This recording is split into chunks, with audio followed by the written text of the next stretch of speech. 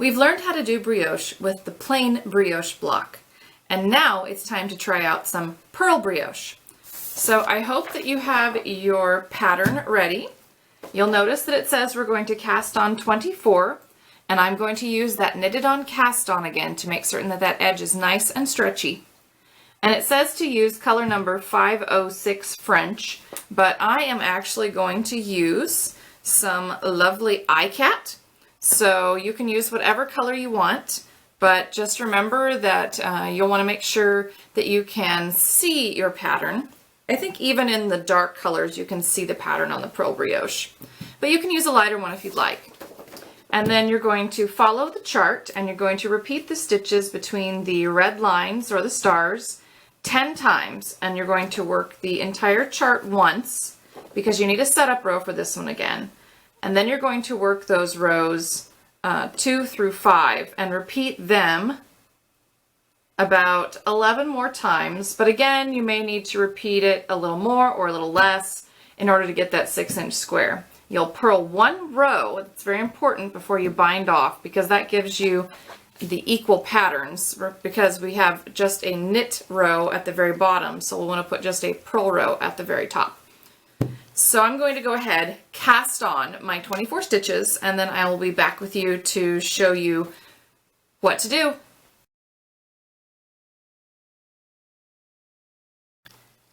Now that I have cast on my 24 stitches, I am going to go ahead and look at my chart and see what I need to do. So my first row says I'm just going to slip one and then pretty much knit all the way across.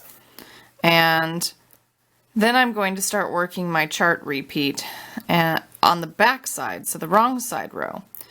So we're going to follow the chart and repeat the stitches between the red lines 10 times and work the chart once, then repeat rows 2 through 5 11 more times, and then purl one row before we bind off. But again, this is all dependent on how big your squares are. So you need to make sure that you get to about 6 inches square. And remember that this is a fairly stretchy one, so I've once again used that knitted on cast on to help with that lower edge so that hopefully we get a good stretch on it. So I'm going to go ahead and do that first row, and then we'll look at row 2.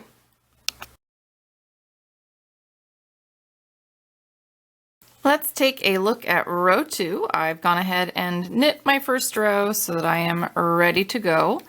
And because we had to slip that first stitch, you may need to knit one through the back loop if you choose to use a knitted on cast on to make sure that you don't lose a stitch at the end of your row. So looking at our row 2, it says we're going to slip one and then purl one, and we've already done that awesome brioche stitch where you do the yarn over and slip one purlwise. And then we're going to just repeat that. Purl one, yarn over, slip one purlwise, all the way across to that last stitch. And since we've already done that with our previous square, I'm sure that you will be very familiar with it. And we're just going to purl one, and then yarn over, slip one purlwise, purl one, yarn over, slip one purlwise, purl one, yarn over, slip one purlwise. So I'm going to do that all the way across the row, and then I will join you for row 3.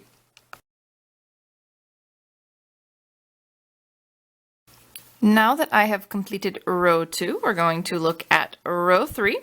So we're going to slip that first stitch, and then we will knit the yarn over with the slip stitch. Remember that child stitch and parent stitch. And then we'll knit one, and we're going to repeat that all the way across the row until we knit the final stitch. So I'll get this row started with a slip stitch, slip one, and then we're going to knit those two together, and then knit one, and then knit two together, and knit one. And we're just going to do that all the way across the row. So I'm going to go ahead and finish my row, and then I'll join you for row 4. So here's the end of row 3. This is the back side of the work. And here is the front side of the work. So let's go ahead and check out row 4. I think you'll find that it looks pretty familiar. So we are going to slip that first stitch, do the yarn over slip 1 and knit, and then repeat that yarn over slip and knit all the way across. And what that does, it just offsets it, and that's how we are going to get our Pearl Brioche appearance of our stitches. So let me go ahead and get you started. Let's see what that looks like. We're going to slip that first stitch and then yarn over slip 1, purl, yarn over slip 1 and purl, yarn over slip 1 and purl. I'm going to go ahead and finish row 4 before I show you row 5.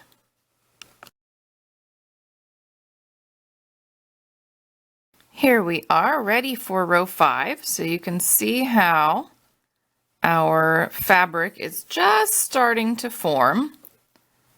Starting to see some of those brioche stitches throughout. Let's go ahead and work on that row 5. I think it'll look pretty familiar again. It's just going to be that offset. So we're going to slip that first stitch, knit 1, and then knit the yarn over and slip stitch together, and then repeat that all the way across the row until we end with a knit 1. So we'll slip that first stitch, knit 1, knit those 2 stitches together, knit 1, knit those 2 stitches together, knit 1, knit 2 stitches together.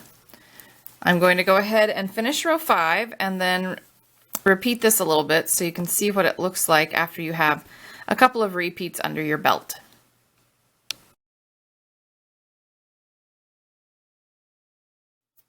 Here is a small swatch where I've done 3 repeats of rows 2 through 5. And you can definitely see that Pearl Brioche pattern coming together right there, just like in my other square.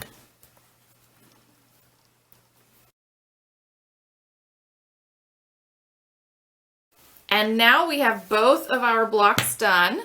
So we have both the plain brioche, and remember I did the variation with the purled backside, and we have the pearl brioche, which is a pretty block if I do say so myself.